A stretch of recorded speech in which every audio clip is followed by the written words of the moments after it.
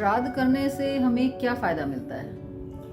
श्राद्ध करने से सबसे इम्पोर्टेंट चीज़ है कि श्राद्ध जो है एक तरह से हमारी इमोशनल कल्चरिंग है।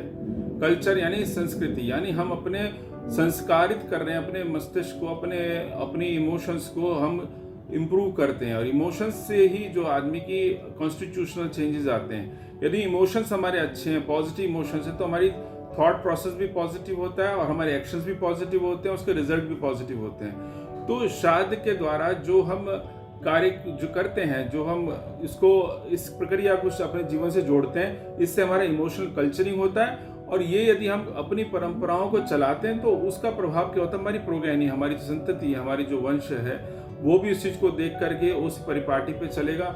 तो उससे क्या होता है, एक संस्कारों में एक पुष्टता आती है, एक भारतीय संस्कृति की नींव सुदृढ़ होती है। डॉक्टर साहब, श्राद्ध पक्ष में दान होता है, तर्पण होता है। अब हर एक के पास तो इतना पैसा नहीं होता कि वो इतना सब कुछ सामान दान कर सके ब्राह्मणों को।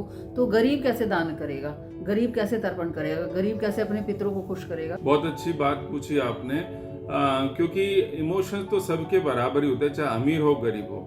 और जहाँ भाव है, न काष्ठे विद्यते वो न पाषाण न मृण, भावी विद्यते देव तस्मात् भावी कारणम।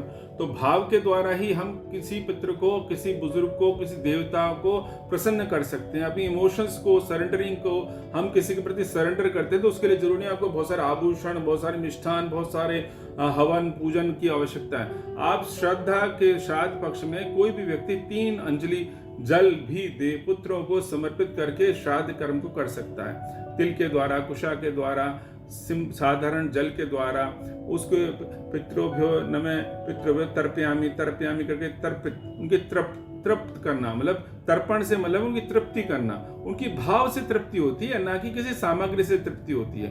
क्योंकि कोई देवता को खुद आके थोड़ा भोजन ग्रहण करते ना, पितृ आकर के हम जब उनको आह्वान करते हैं तो मैंने भी ध्यान की अवस्था में महसूस किया कि पितरों का आह्वान होता है। उस समय में आप खुद अनुभव करेंगे, वास्तव में आप इमोशन, उनकी यादों को याद करते हैं, अपने पितरों को याद करते हैं, दिवंगतों को याद करते हैं, तो आप उनको अनुभव करेंगे। इस पक्ष में मैंने खुद अनुभव किया है और लोगों ने भी अनुभव किया है कि वास्तव में हमारे पितृ हमें समीप हो जाते हैं। इस पितृ पक्ष में हमारी भावनाएं उनके साथ जुड़ जाती है, क्योंकि पितृ हमारे क्या है, देवलोक है, उससे पहले ही पितृलोक आता है। तो सबसे पहले हमारे पितृ सुनते हैं, बाद में देवताओं तक वो चीजें, मैसेजेस जाते हैं। तो पितरों का ये नहीं खाली श्राद्ध पक्ष में करें, आप रोजाना नित्य कर्म पूजन प्रक्रिया में भी अपने पितरों को तर्पण कर सकते हैं, तिलांजलि उनको अर्पित कर सकते हैं। मैं जानना चाहती हूँ कि श्राद्ध हमें क्यों करना चाहिए?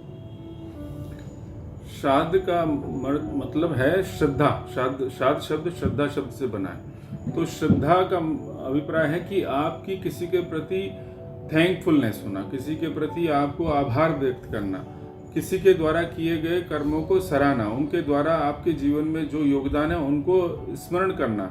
श्राद्ध पक्ष पितृपक्ष होता है, इसमें एक देवयान होता है, एक पितृयान होता है। देवयान में जो देवताओं के प्रति हम की यात्रा करते हैं, देवताओं की तरफ आगे बढ़ते हैं। पितृयान जो पितरों के निमित्त किया जाता है, इसमें स्वाहा और स्वधा।